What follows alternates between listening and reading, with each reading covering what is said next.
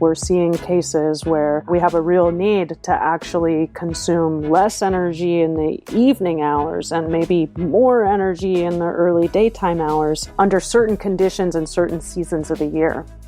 What that means is that buildings can be a much bigger partner to the grid if they are able to modulate their loads and their consumption according to what those supply side needs are. That's really the future of a lot of innovation that we're looking at.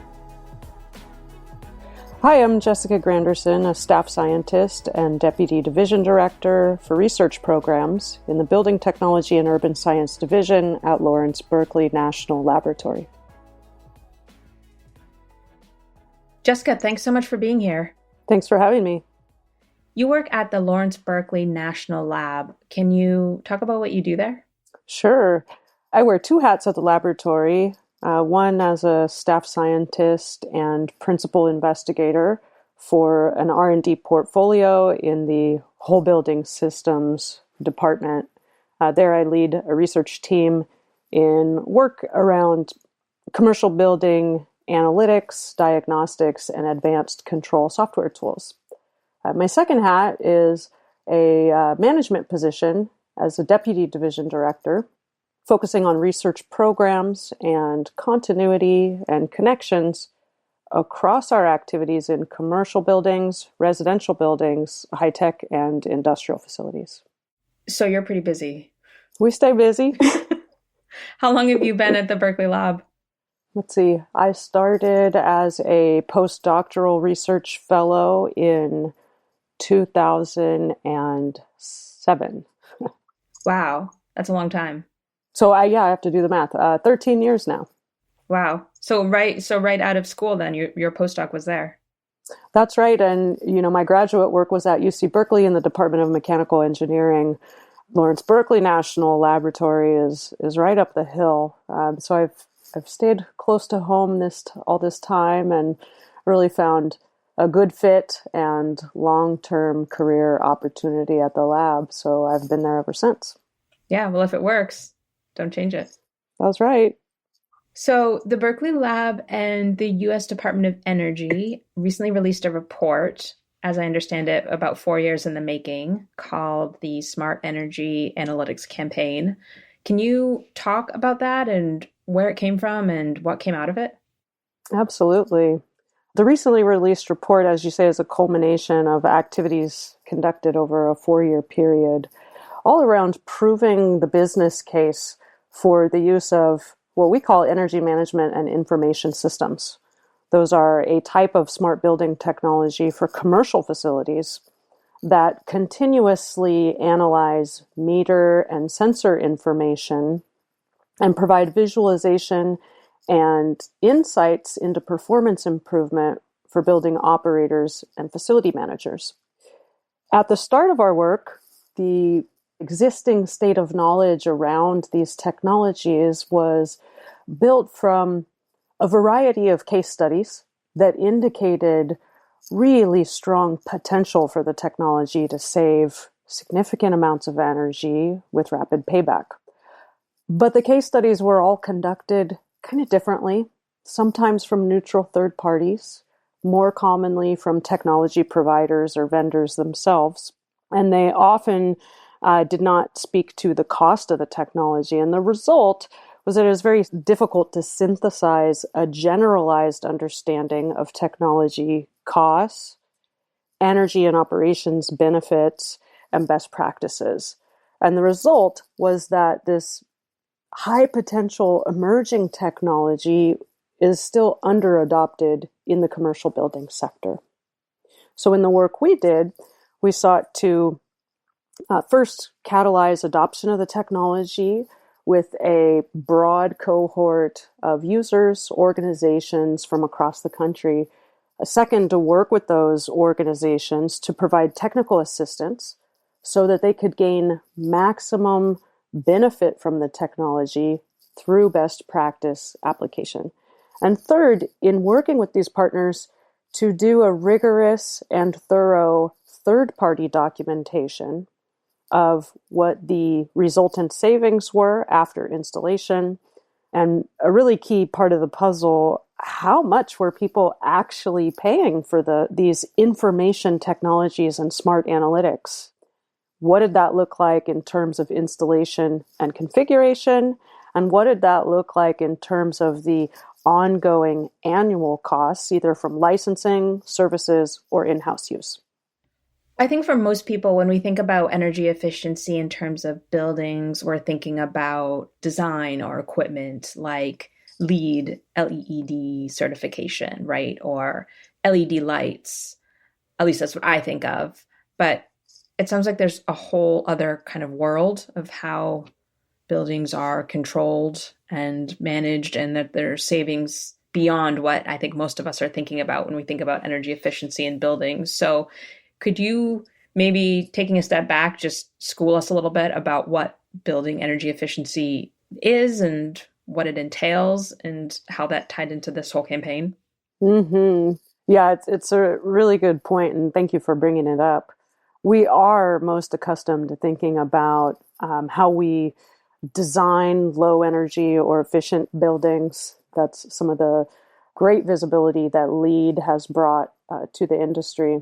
Or we think a lot about big capital intensive projects that include, changing out equipment and really getting into the guts of the building and overhauling many of the systems.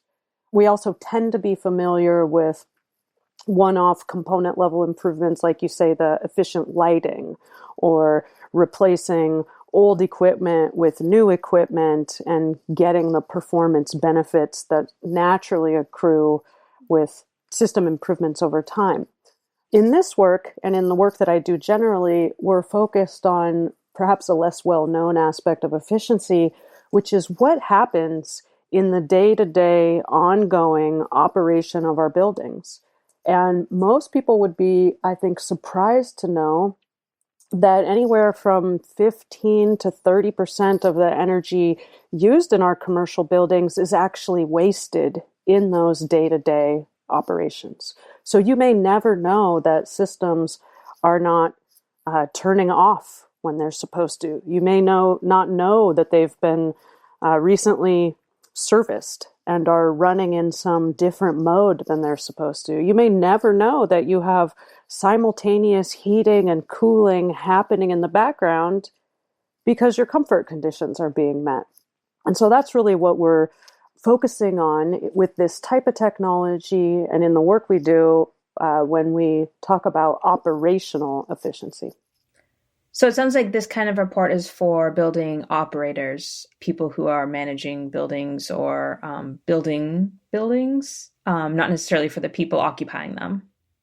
Building occupants are not typically the front-end users of these technologies. That's absolutely true. We're talking more about the facility energy manager, the HVAC system operator, the people who you call when something goes wrong and is not working. However, the benefits extend to everyone in the building. I think we've all experienced the notoriously too cold in the summer or too hot in the winter type of environments. And the ongoing analytics and performance analysis that the technologies provide offer the operators a means to address those types of comfort-related problems that often go hand in hand with the energy efficiency activities. So with what came out of this report, are you providing these building operators with, is it new information? Is it an innovation on existing technology that's already out there? Like, is this the kind of thing that people are going to say, wow, this is an entirely new paradigm? Or are you building on things that people are already doing? Across our R&D portfolio, we work both sides of the spectrum, from new technology development to R&D that's focused on technology demonstration and considerations of deployment. In this particular recently concluded study, we were really providing the evidence base that could be used to shore up the value proposition for building owners or operators who are well aware of the technology, but had persistent questions about, how do I make it work for me in my building? What is it going to cost me? All-in costs, long-term, ongoing costs? And how have peers in the industry been using those technologies to actually realize savings? One important difference with these tools versus other options that we have for increasing the efficiency of our buildings is that they're not efficient equipment in and of themselves. You don't install an analytics technology and immediately start seeing reductions in energy consumption. These are information technologies, process tools that have a human in the loop. So there's, a real interesting dimension around organizational business practices and operations and maintenance process that drives how effectively any organization or institution can make use of what they have procured. That makes sense. So the technologies are there. It's really about improving the processes around how to use them and use them better. Right. And a compelling business case on what the actual savings are, the specific insights that users are gaining that lead to efficiency improvements, and what the payback is. We have alternatives for where we choose to invest our dollars, and it might be analytics, it might be something else. And so with this work, we give a more full picture on what that end-to-end value proposition really looks like. So talking about dollars, what are the dollar savings like? Are we talking thousands, like millions? What's the scale here? Yeah, to put things in context a little bit, I'll kind of start big and work my way down. We spend about $150 billion a year on utility expenses for our commercial buildings annually. If you think about what that looks like in terms of what it would mean to save 3 or 5 or 10%, that's quite material at a national scale. In the study that we worked with, we engaged large portfolio owners or universities and campuses with their own more locally centralized portfolio of buildings. So these are pretty big installations that we're talking about. So I wouldn't say that the savings scale directly to smaller one-off single building installations. What we saw in the study were median portfolio savings of $3 million a year across our cohort of participants. One interesting thing also I'll note that we saw in the work was that, I'm giving you a median or a cohort-wide average. And so there can be variability in what people are able to save. Hence the emphasis on best practice and maximizing value. But in pure dollar sense, the median savings level from our participants was about $3 million a year for their portfolios in which they had installed the analytics. It sounds pretty huge, but when it stacks up with other kinds of optimizations that they're doing, is this on the higher end? I know it's going to vary by what people are implementing, but would you say these kinds of implementations are on the higher end of savings or medium end or lower end? It's definitely more on the higher end of savings. And, one thing we need to consider is that often analytics are being integrated into energy management practices in an organization as one of several strategies, a critical component, but yet one of many. I guess I would say these are more of a systems level solution. And often, if you talk about a single instance kind of component level intervention, you're not going to see whole building or portfolio wide savings at quite the level that we saw. Specifically, we looked at a couple types of analytics in terms of the data they processed. One being technologies that tend to ingest and analyze smart meter data at the whole building or floor level or on specific pieces of equipment. And with those technologies, we saw median portfolio savings of about 3% in whole building energy reduction. Significant. When we looked at fault diagnostic technology that looks at heating, ventilation, and air conditioning system performance and constantly analyzes what the problems are and what the opportunities are, those users saw median savings of 9% between the year before they installed the analytics and 2 years later. That's a very strong level of whole building savings that was captured with about a 2-year payback.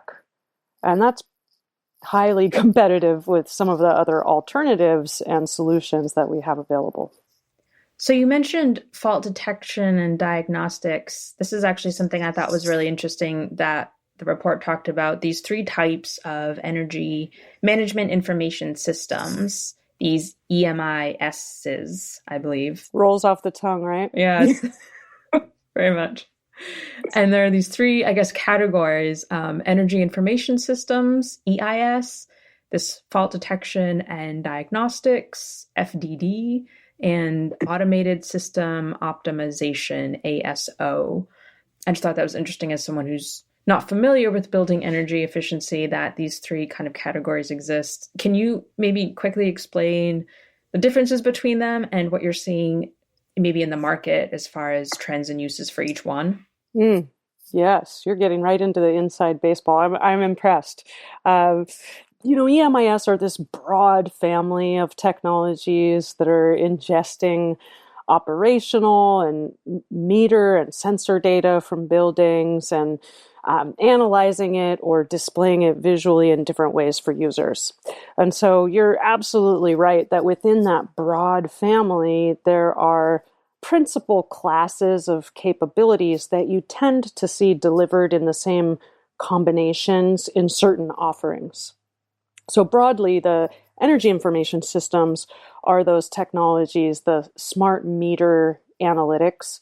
So looking at how much energy is being used at what time and where in the building in terms of which floor or which systems or which pieces of equipment. The fault detection and diagnostics technologies are usually taking all of the data out of the control system. And that's the heating, ventilation, and air conditioning control system that you tend to find central controls in larger buildings.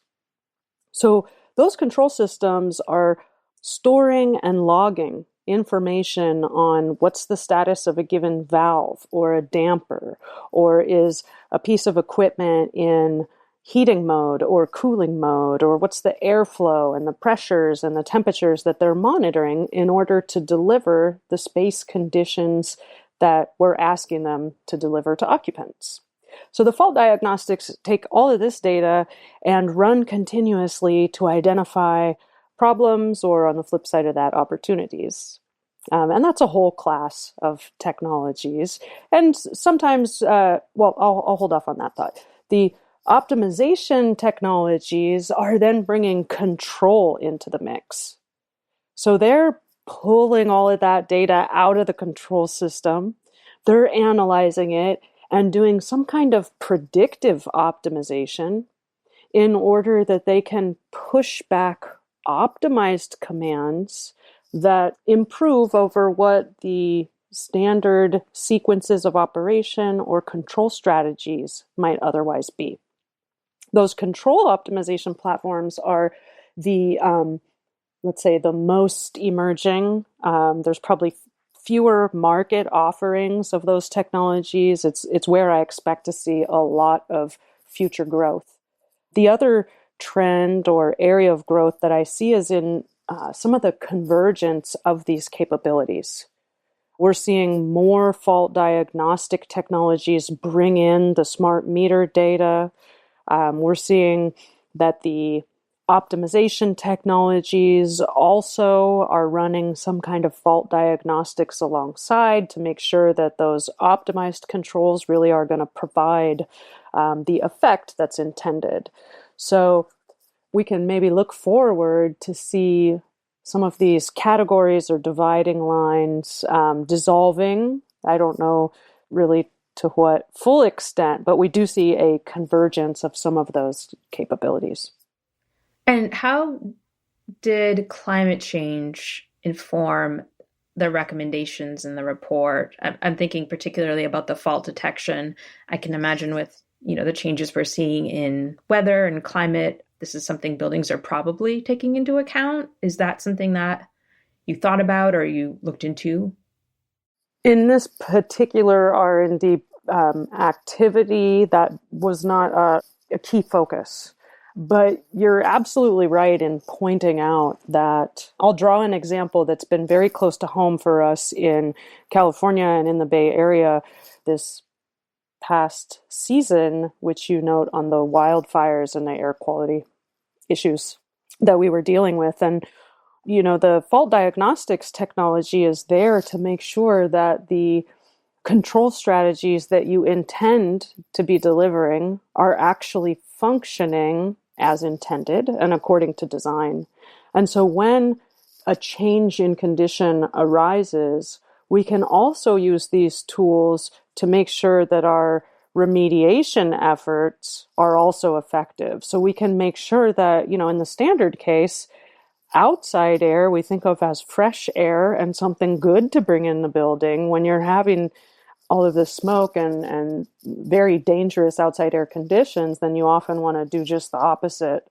And so the technology can support operations staff in making sure that this is being effectively implemented across their buildings. And if you think about something like a campus or a large scale, geographically dispersed enterprise, the ability to do that remotely becomes even more important and advantageous.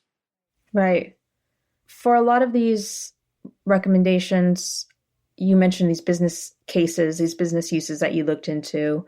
How accessible are things like this to smaller businesses? Or is it the kind of thing where you have to have a really sophisticated in-house team to implement things like this? Or is this technology, like, I guess, a lot of areas of our lives, becoming more and more accessible in DIY? Great question. So two dimensions that we can unpack there. One, where does the expertise and skill reside? Who can use these technologies? We already said it's not necessarily for the commercial building occupants. So I'll dive right in. It used to be the case that very early in analytics that it was only organizations who had sophisticated and empowered in-house staff with a high degree of expertise and knowledge who could make good use of these systems. Over time, what we have seen is that, one, we've been successful in disseminating some of that knowledge. That's a lot of what my team at Berkeley Lab supports, is the transfer and dissemination of knowledge and best practice as far as working with commercially available technologies. So we've seen an evolution in that regard. The other point of evolution that's been really fun to see and has opened the door to a broader cross-section of building and organization types to make use of the technology is the delivery and proliferation of services. So we're now seeing third-party efficiency service providers incorporating analytics as one of the tools in their toolkits as they go provide efficiency to their clients. The other thing we're seeing is more analysis as a service, so that you don't necessarily need your staff to pore over the visualizations and the data and the reports and the output. You could pursue a model where a company monthly provides you with the report. Here's what you should do. Here's what we're seeing in your equipment. So that diversity in delivery models has really supported an increase in adoption. I think the second dimension that you highlighted was building size or organizational size. And what can we do about the smaller buildings out there? Can they take advantage in the same way?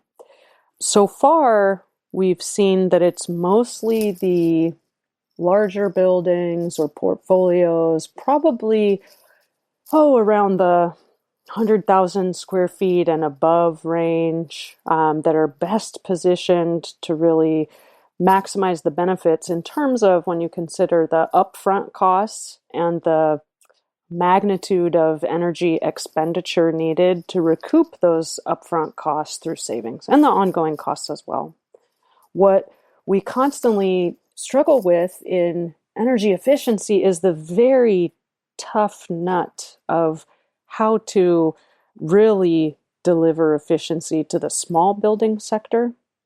And really, that's just a question of margins being so tight. If you look at a 50,000 square foot facility or lower, you're really in the range of more like $10, $20, $50,000 a year energy expenditures. If you're going to save 10% on that, all of a sudden you're into a range where you have very little headroom to cost effectively deliver services or efficiency with profit. So there's a lot of R&D that we've collectively been pursuing over time to think about what are the inroads that are really going to be able to address small commercial buildings. In the in-between space, medium buildings, one-off large commercial buildings, I think there are business model innovations that can really be tapped in terms of the third-party service providers, and can they do things like aggregate facilities into virtual portfolios, work with utility programs, a huge deployment channel for efficiency, to think more about how to harness the savings across that mid-tier level. Before we started recording, you mentioned something about the intersections with resilience and health in buildings. Is there something on that that's worth touching on? Absolutely. Health is really moving to the forefront of some of our considerations about how to optimize our buildings and the services that they're providing. By services, we really mean conditioning, the light, the heat, the cooling, the hot water heating, all of the things that, we rely upon in our day-to-day activities. Health has come to the forefront, driven by a number of factors and realization that the indoor environmental quality that we provide is directly tied to the healthy conditions of those buildings. A couple of examples. So we already talked about air quality and like the smoke conditions. Another thing that we're seeing now is, or currently, I would say, is a lot more attention in the commercial building space as to how we ventilate our buildings and the amount of fresh air that we're providing, and how many air changes are we providing. And I think that's become important as we think about strategies for how to mitigate risk and provide the highest degree of comfort as well as assurance to occupants that conditions in indoor spaces are indeed safe in the case of the pandemic that we're confronting, and evolving knowledge of virus transmission and what happens indoors versus outdoors. Was there anything surprising that came out of the report that you weren't expecting? One thing, I won't say that it was like unexpected, but more just fun, is the diversity and uniqueness of organizations and how they make the technologies work for them. There's no one size fits all, but there are many pathways to success. And it's just very fun to see all of the different ways that people incorporate technology into practice and into process, and how they roll out new technology throughout their buildings, and being able to work with over 100 organizations and see the myriad solutions that they came up with to make the technology work for them was really a very fun part of the study, and something that's always motivated me to want to learn more. Are there any examples that you can talk about? Complementing the report, we published what we call an applications showcase, and that was a compilation of highlights from a lot of our exemplary cases of campaign participants who had been recognized throughout the duration of the campaign, and mapping their successes and innovations into different stages of the technology life cycle so that others could learn from what they had done. We also wrote lots of organization-specific success stories to highlight the specific and unique ways that our partners were integrating the technology into their O&M and energy management processes. That's great. That sounds like a great resource. Yeah. You also asked about resilience, and we can come back to that. Resilience, so a lot of times there's kind of similar analogs to the whole question of efficiency and where does our mind tend to go first. A lot of times with resilience, we're thinking about structural resilience. We're thinking about we don't want the roof to blow off in a storm. We would like our buildings to remain standing after an earthquake. A lot of structural considerations. Or sometimes we're thinking about resilience in terms of like the whole cyber dimension and making sure that our systems are robust to external threat and bad actors. In buildings R&D, we're looking at another aspect which we can think of as service level resilience, something else that's becoming increasingly relevant to our actual lives. So when you think of what happens when you have a power outage, what happens when you have a power outage that's coupled with an extreme heat event or a fire event? Again, things that, at least here in my part of the woods, we're becoming increasingly familiar with. And how do we leverage our building systems and technologies and power system management to be able to deliver continuity of critical services when needed? Of course, we can always run off of generators, but there's a lot of opportunity in thinking about on-site renewables, distributed energy resources, battery storage, on-site solar, and how we can manage and coordinate the power consumption of our different systems to extend the time periods where our buildings can be comfortably occupied or productively occupied, even under those cases when we may have a power loss or other stressors from the external environment. So I think that's a really exciting part of new questions that are arising. You think about that and some of the changes that we're seeing as we incorporate more renewable energy sources into our electric grid.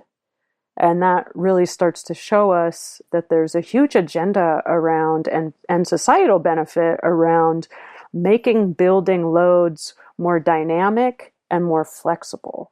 It ties to resilience, it ties to a clean energy grid. Yeah, what does that look like right now, and what should it look like in the future?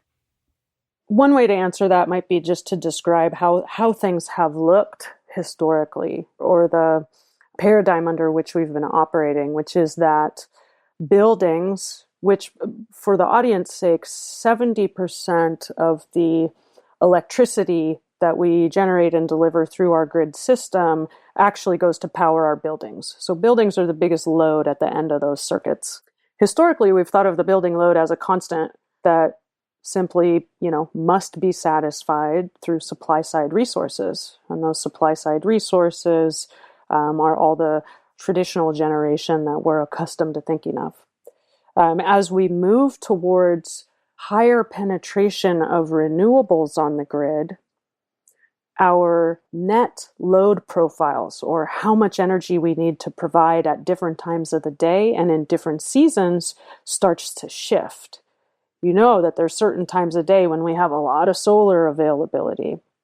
The challenge becomes that we have in our traditional generation is very difficult to ramp those supply sources up and down on the time scale of, say, hours, in the way that our net building loads are starting to change.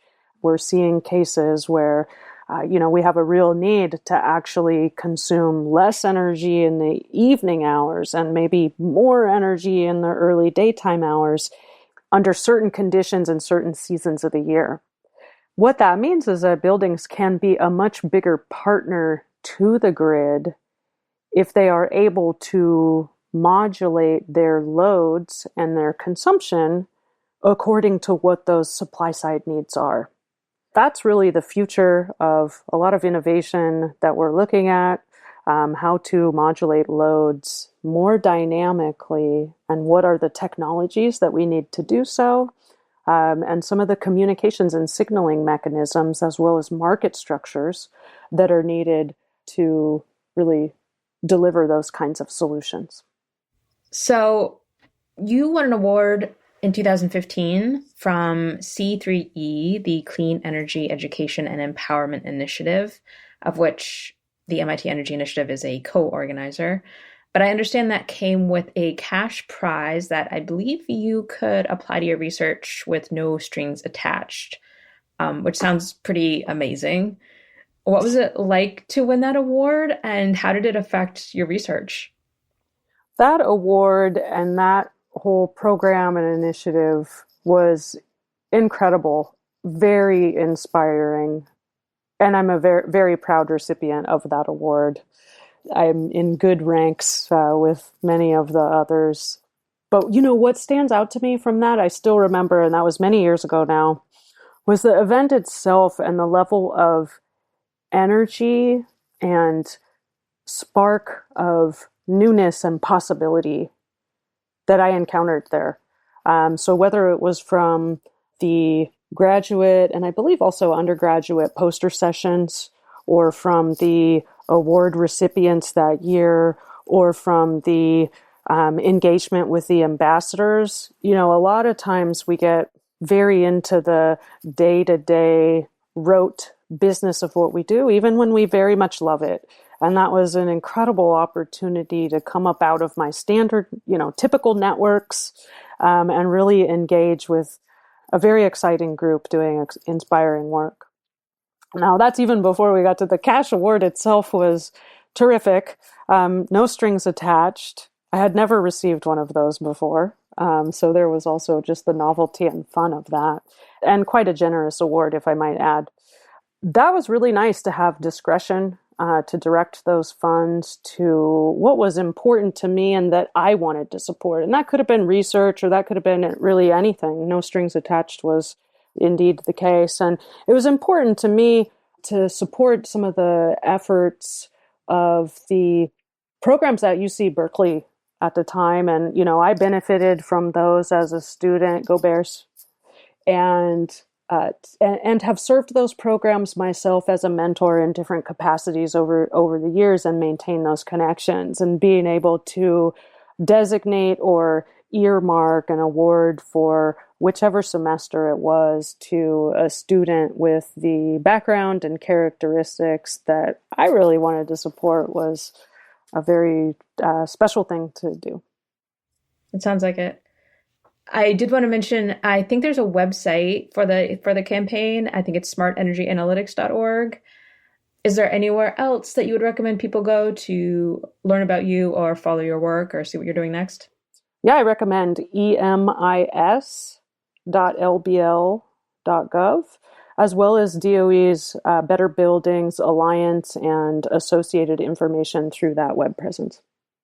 It's been such a pleasure. Thank you so much for making the time. This has been a great conversation. Thank you. That was a nice conversation. I enjoyed it.